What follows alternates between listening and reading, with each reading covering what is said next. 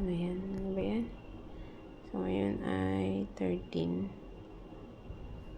Nakalimutan kong i-upload yung kagabi. Sorry naman. So, yung 12 na, konti lang naman yung ano ko kahapon. Siguro 2 beses ko na lang siya ngayon i-upload.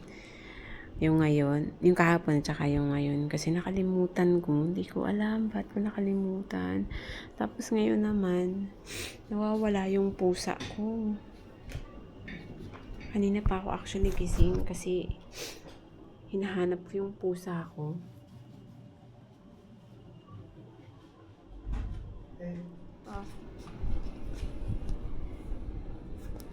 Laba tayo. Habang nag-iisip ako kung paano ko hanapin yung pusa.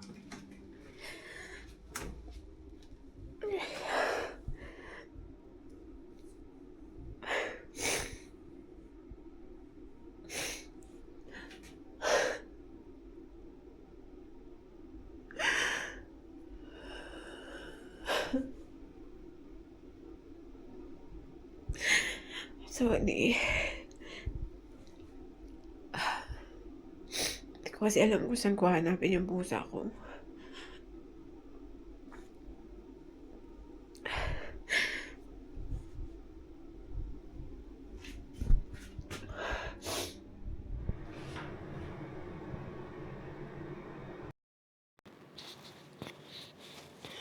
Binaba ko na yung labahin ko. Sorry. Breakdown ako kasi stress ako kasi nahanap ko yung pusa ko. Nakawala pala. So, tingnan natin dito si Orion.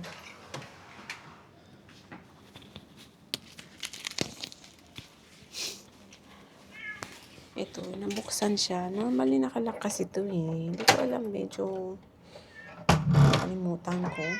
Ayan, nabuksan siya. Hindi ko na-lock. Ayan, mag-isa na lang siya. Ayun, hinahanap niya yung isa. Oreo, come! Oreo, come! Psst, psst. Oreo.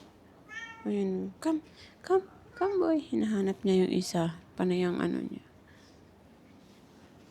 Wala, nabuksan kasi yan dyan. Tapos, ayan, feeling ko dito siya kasi last time dyan sa dumaan. Paakyat doon. Karating siya doon sa ano.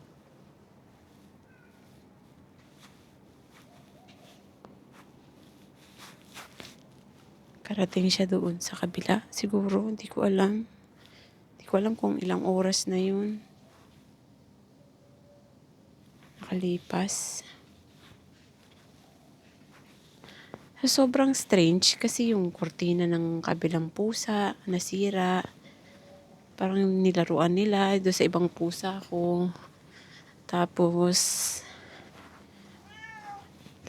doon sa isa naman, tapos yung tubig, nabuksan nila yung gripo. Alam mo yun, sobrang strange. Punta ko pa lang doon sa kabilang pusa. Maandar yung tubig. Tapos dito ang gulong. Ayan. Kakain ka? Madali, kain ka na lang muna.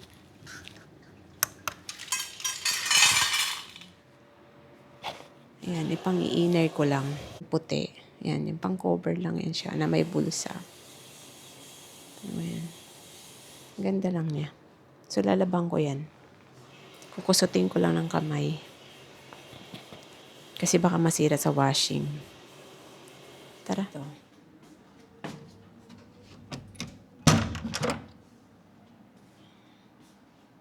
Ito siya lalaban sa CR.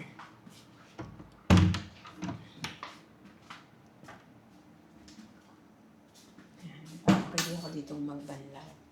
Dito ko din nilalaban yung mga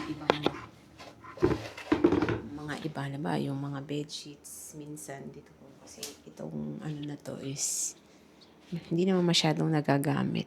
So dito tayo maglaba. Masarap dito magbabad eh. Tapos saka ako ililipat doon sa washing machine. Ito, may bucket naman ako dito. Kaya ang gagawin ko is dito ko na siya lalaban para hindi ako magkalat ng tubig. Tara.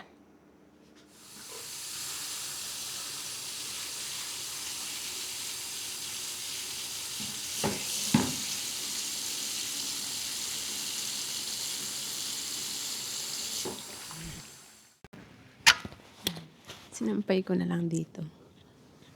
Isa nandoon. Tapos ito, nandiyan dyan. Yan.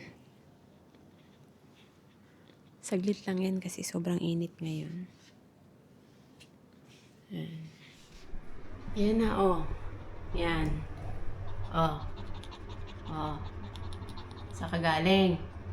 Mas-crush niya pa ako sa sobrang stress. Nakuha ko siya doon sa kabilang ano.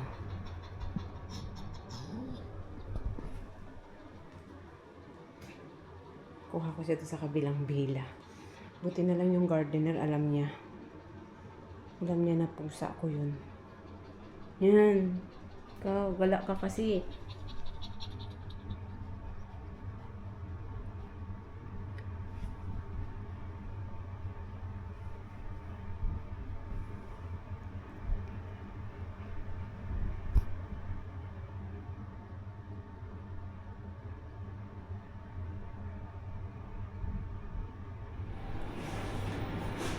May martilyo ko dito. Ginamit. Nanditong talbos. Dito na talaga pinaglagyan. Galing ng farm. So mamaya mag-iinsilada na naman tayong talbos ng kamote. Ay, madami yan. Tapos meron din dito na mga kalat ko. Meron din dito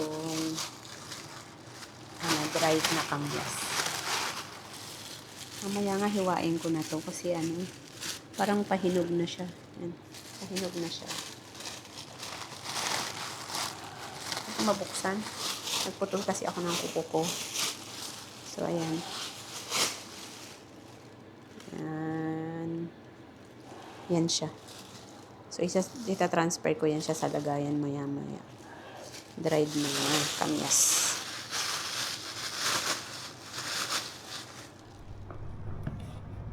Punta tayo ng embassy.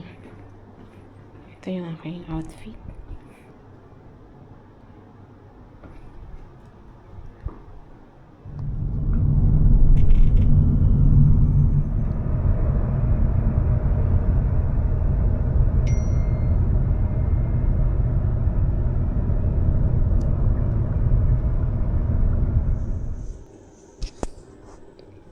So, nakabook na ako